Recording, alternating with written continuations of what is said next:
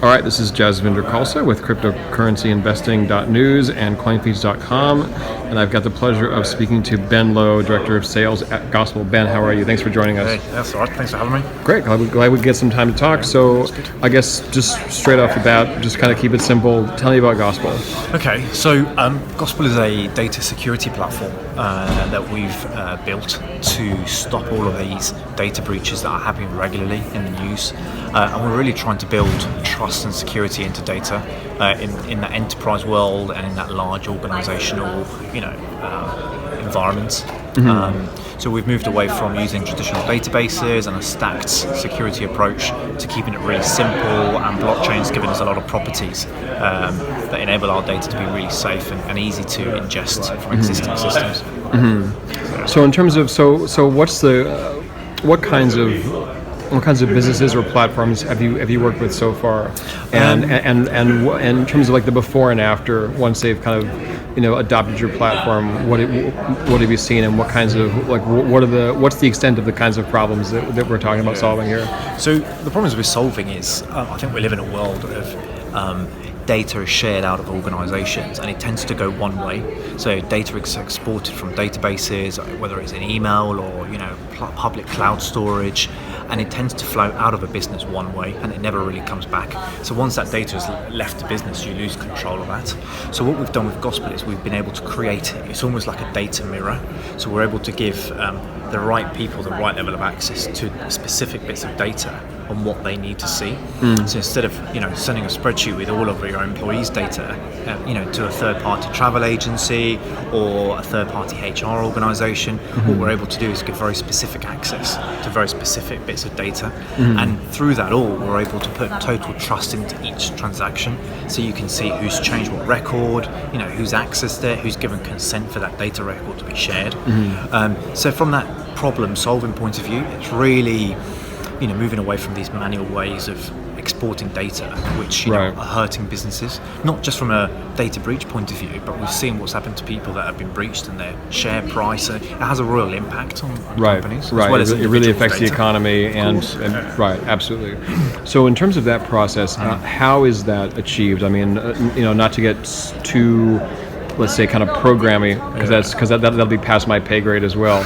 But in terms of how does it do that without creating more work to do? If each article of information has to sort of almost individually be, flagged for who can see it and who can't see it, and interesting. So the Gospel platform, we've built a lot of IP on top of blockchain.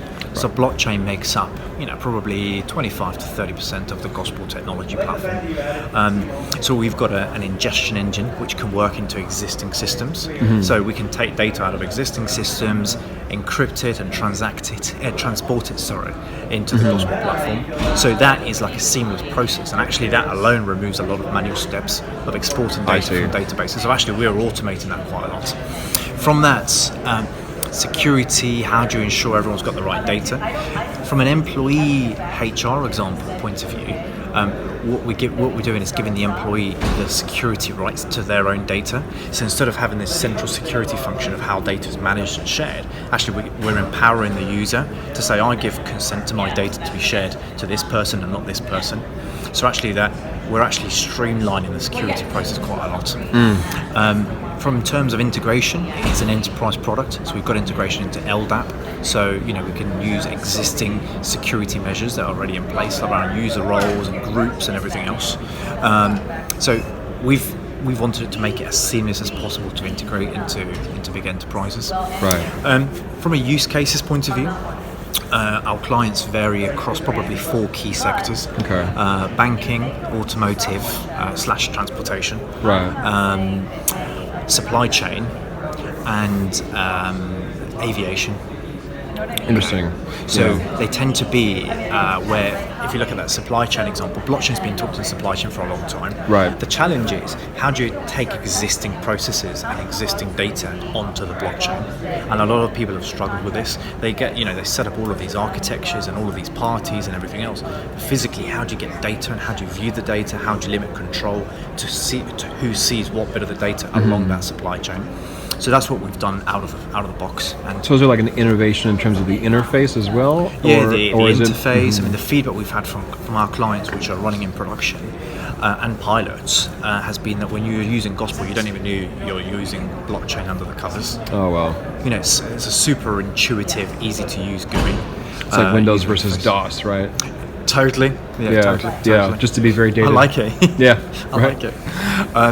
So from that actually using it point of view, that's what the guys in development have done. It's a super good job of making it, easy to use, configurable, and everything else.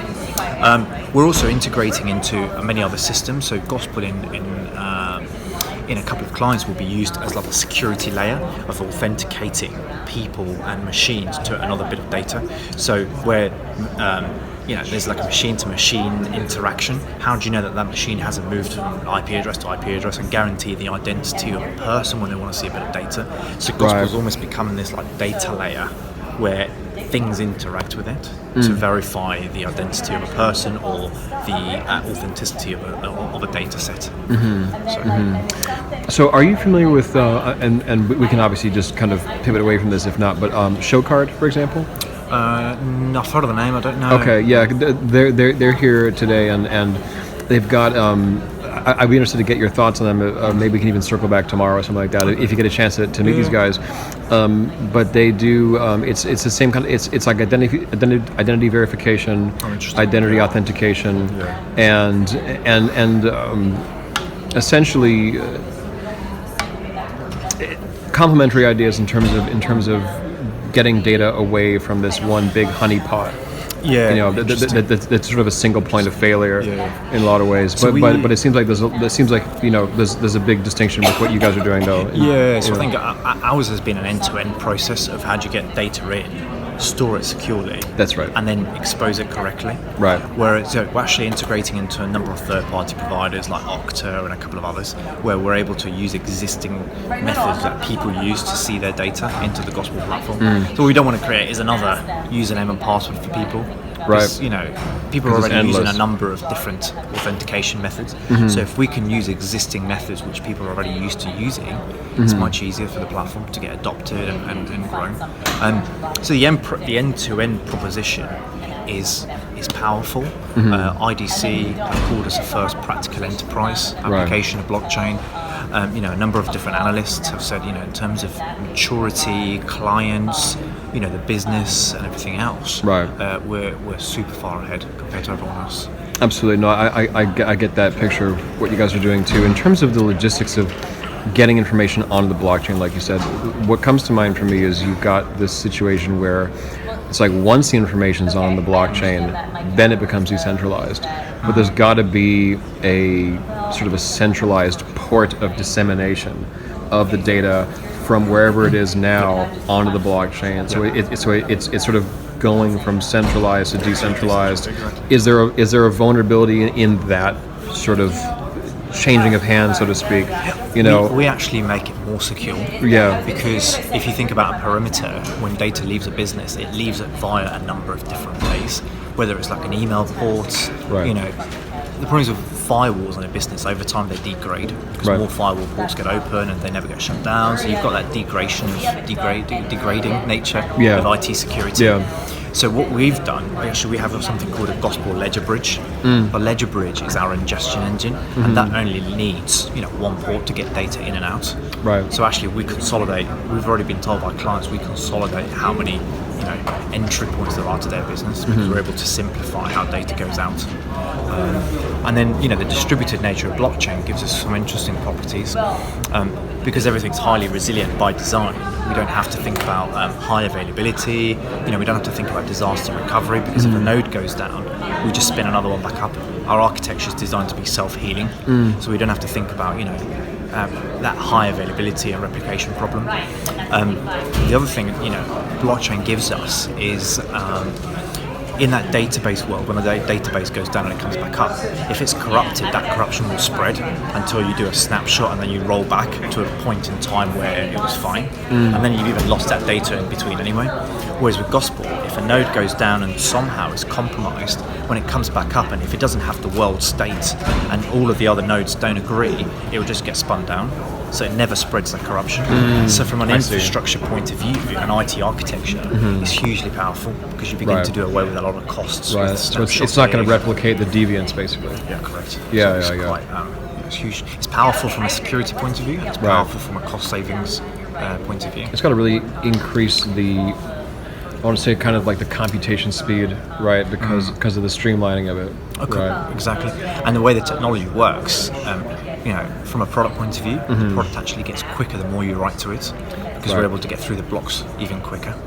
Whereas normally, the more you write to a database, it tends to slow down depending on architectures, etc. So, what makes that possible? I mean, is there an element of machine learning, or how is it that the increase in volume actually increases the the agility of it? Because obviously, one would assume the opposite, right? So, of course. Yeah. So we've demonstrated this in real life environments to clients when we first made the claim, and from a product point of view, because we have like an ordering way of writing data to the chain. So when it comes out that ledger bridge component, it actually goes into like an ordering system to make sure all the data gets onto the ledger nodes, the distributed architecture, in the right way. The more data you write to it, the quicker we can get through the blocks. The block size is configurable, so you can have a smaller block or a bigger block depending on speed. So the more data you write to it, the quicker it gets to the next block. So we've been able to ingest from databases huge number of files, like thousands, hundreds of thousands of records in like seconds. So we've got huge scalability, and nobody's hit the limit of the product yet. Wow. So it's good. It's fascinating. No, it's good. So in terms of this expo, I mean, right now, who are you excited to meet while you're here? Who do you want to hear speak? Or most people I ask this question, it's I won't be surprised if it's the same. It's not themselves, it's you're in your booth, and it's like, God help you if you can get out of that booth for 5 minutes to get a sandwich. It's been really busy. That's what I've seen. Yeah, this morning's been super busy. Yeah. So actually, where we're working with existing clients has led us onto interesting conversations. So we've met with Toyota here. Toyota were interested in how we could use this distributed architecture to work with connected cars and mobility.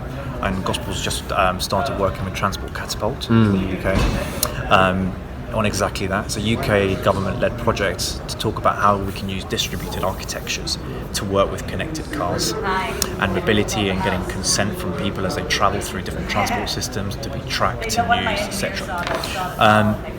To be able to give them better insights. So the Toyota discussion today was very interesting. We actually met a great guy from Mercedes-Benz talking about a similar thing about mobility, how they're struggling to, first of all, get blockchain to work. I think they can get blockchain open source, and you can get another company to come in and build you something very custom, but then you're left with something that nobody has skills to run. That's another issue, because I know that there's something like 90% of businesses in the UK, they say they don't have, they just can't get the personnel to actually write for blockchain. It's a huge problem. It's a huge problem. Blockchain developers are, that's the bottleneck, if anything. Exactly. I think somebody asked me today, what's the problem with blockchain, and what's the challenge when we're trying to, position gospel. One of them is skills, and we've got a great team of developers who, ex-Deloitte, ex-IBM, so great bunch of team. But it's hard. It's hard to recruit the right guys for the right for the right roles. Right. The second challenge is mindset.